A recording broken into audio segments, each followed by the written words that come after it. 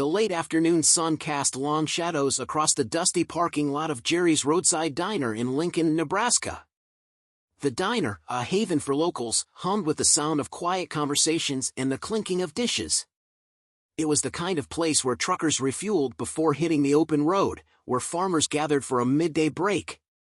The air outside was heavy with the scent of gas and grease, but something was about to disrupt this mundane rhythm. Leon, a man in his mid-40s, approached the diner in a sleek black wheelchair. His sharp gaze was steady, unwavering. He wore a crisp button-down shirt, the fabric gently crinkling against faded jeans. Leon moved with an elegance born of necessity. His quiet confidence demanded little more than his presence. He wasn't seeking attention, yet in a small town like this, he was an anomaly, an outsider. His dark skin and the wheelchair, an unwelcome combination in the eyes of some, had already drawn the gaze of a group of bikers across the lot. The bikers, 5 in total, stood leaning against their roaring motorcycles. Their laughter echoed in the air, rough and cutting, like the bark of wolves. One of them nudged another, his eyes narrowing in Leon's direction. He couldn't resist. He pointed a finger at him and grinned. "Hey, Rollin' Thunder," he shouted, his voice slicing through the stillness. The others erupted in laughter, a cacophony of cruelty that carried no warmth. Leon didn't flinch. His eyes stayed fixed ahead as he rolled smoothly toward the diner's door. The rough-hewn insults didn't touch him. The bikers watched, their amusement growing. One of them, a hulking figure in a leather vest, broke from the group. His boots scraped against the gravel with deliberate heaviness as he swaggered toward Leon. The others followed, their movements slow, calculating.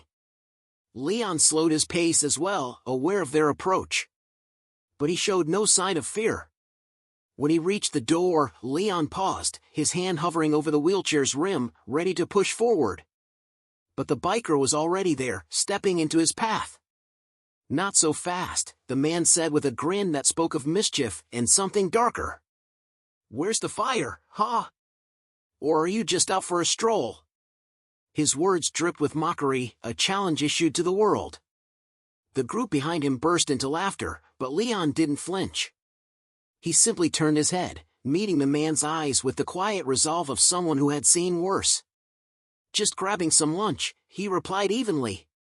His voice was steady, calm, betraying no hint of fear, no sign of the storm brewing within him. But the bikers weren't done. A younger man with wiry muscles, tattoos curling up his arms like snakes, smirked. "What's the matter? Ain't gonna run us over, are you?" He mimicked a wheeling motion with his hands, his grin wide, mocking. The others laughed again, their voices sharper now, tinged with something more malicious. Leon didn't respond. Instead, he adjusted his position, preparing to wheel past them, his eyes locked straight ahead. He wasn't playing their game, and that only seemed to fuel the fire. But the leader wasn't done yet. As Leon moved to bypass them, the burly man blocked his path again. The biker's grin faded into something colder, his voice low, almost threatening. "We're just having a little fun, right? No need to be rude." The air thickened. For a brief moment, time itself seemed to pause. A few patrons inside the diner glanced toward the windows, their eyes wide with curiosity. But no one dared to intervene. It was as if the stillness of the moment was suffocating. Leon's gaze flicked briefly across the group as they closed in around him, forming a loose semicircle. The tension in the air was palpable. And yet, he showed no sign of backing down. "I don't want any trouble," Leon said, his voice carrying just the right weight. It was simple, to the point. But there was enough authority in his words to make the bikers hesitate. Still, they didn't retreat. Leon reached slowly into his pocket, pulling out his phone. The movement was deliberate, almost serene, and it didn't go unnoticed. The leader's smug expression faltered for the briefest of moments. "Who you calling?" he barked, his voice sharp with annoyance. "Cops ain't gonna do much out here." Leon didn't reply. His fingers moved with practiced precision as he dialed, placing the phone to his ear. His face remained unreadable, calm, too calm. The bikers exchanged uneasy glances, unsure of what was happening. Leon spoke only a few words into the phone before hanging up. He tucked the phone back into his pocket and let the silence stretch between them. What was that about? The leader narrowed his eyes, his voice now tinged with suspicion. You think you're scaring us? Leon didn't respond. He didn't need to.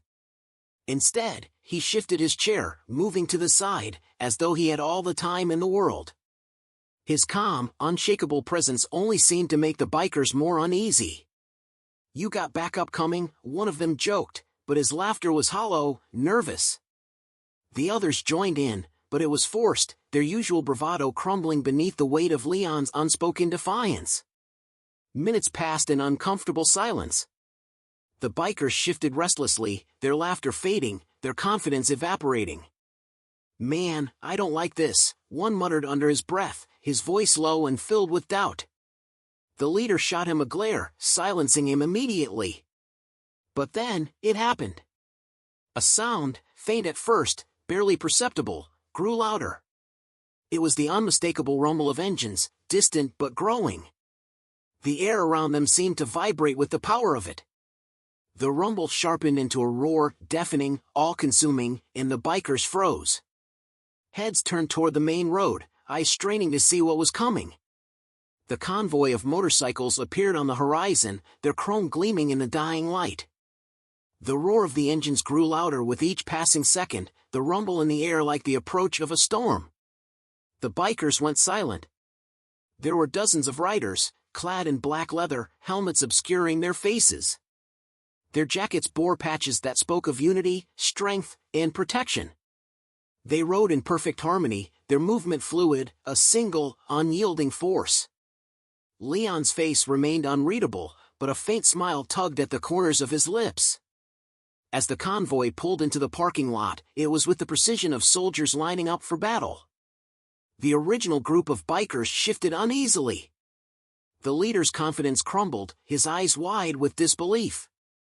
Who the hell are these guys? He muttered, his voice barely a whisper. But deep down, he knew the answer. The power dynamic had shifted, and there was no turning back. The leader of the convoy, a tall man with a silver beard and piercing eyes, stepped forward. His gaze swept over the scene quickly, taking it all in. And then, his eyes landed on Leon, steady and unwavering. You good, brother? His voice was calm, yet firm, carrying the weight of someone who had seen it all. Leon nodded slightly, his expression still composed, unmoved by the tension around him. I am now, he replied, his voice steady, betraying no emotion. The silver-bearded man turned his attention to the group of bikers who had been harassing Leon only moments ago. The men who had once been so cocky, so untouchable, now looked like frightened animals caught in headlights. The leader of the original bikers tried to puff himself up, his chest pushing out as he tried to summon some bravado, but it faltered. What's all this about? He demanded, though his voice trembled, betraying the nervousness gnawing at him. The Guardian leader took a single, measured step forward, his imposing presence enough to make the man flinch. This is about respect, he said evenly, his tone steady, unshaken. Something you clearly don't understand. The Guardians fanned out, their movements coordinated and deliberate, creating a protective semicircle around Leon. The original bikers glanced at each other, their confidence draining from their faces. One of them, the wiry young man with tattoos snaking up his arms, muttered, Man, we didn't mean anything by it. Just messing around, you know? His words came out strained, a desperate attempt to salvage the situation, but the Guardian leader wasn't buying it. He folded his arms across his chest, his gaze hard. Messing around, he repeated, his voice low and cutting. Harassing a man in a wheelchair isn't messing around. It's cowardice. The words hit with the force of a slap, leaving the bikers speechless. For the first time, they had nothing to say. The air hung heavy with the silence, broken only by the soft creak of the diner door opening, as a few curious onlookers peered out to see what was happening. The tension in the lot was thick enough to cut with a knife. The leader of the original bikers swallowed hard. His earlier smirk was now a distant memory, wiped clean by the reality of the situation. He looked at his crew, hoping for support, but their eyes darted away, avoiding his gaze. The Guardians stood firm, unmoving. Their silence was more powerful than any words could be. Leon finally broke the silence, his voice calm but piercing. "You thought I was alone, didn't you?" He paused, letting the weight of his words hang in the air, heavy and unyielding. "That's the thing about people like you. You only pick on those you think can't fight back." The silver-bearded Guardian glanced at Leon, a flicker of pride in his eyes. He turned back to the bikers, his gaze unflinching. "Now here's what's going to happen," he said, his voice unwavering. "You're going to apologize to this man, properly. Then you're going to leave. And you're never going to pull this stunt again. Do I make myself clear?" The leader of the bikers opened his mouth, perhaps to argue, but the steady, unblinking gaze of the Guardians stopped him cold. He hesitated. And then, his voice small and defeated, he muttered, yeah, okay. We're sorry." Leon raised an eyebrow, not convinced. "That didn't sound like you meant it." The Guardian leader leaned in, his voice dropping just enough to make the biker stiffen. "You'd better mean it." The apology came again, this time louder, clearer. "We're sorry," the leader said, glancing at Leon before dropping his eyes to the ground. The others mumbled their own half-hearted apologies, their bravado completely gone. Their strength had been sapped by the realization of their mistake. Leon nodded once. "Apology accepted," he said simply, his voice carrying the finality of a decision already made. "But remember, you don't get a second chance to fix this kind of mistake." As the bikers scrambled back to their motorcycles, the Guardians stood silently, their watchful eyes never leaving the scene. They waited until the last of the bikers revved their engines and sped off, their arrogance replaced by a desperate haste, their humiliation clear in every movement. The parking lot, once thick with tension, grew quiet again. The oppressive weight lifted, leaving only the faint hum of engines in the distance.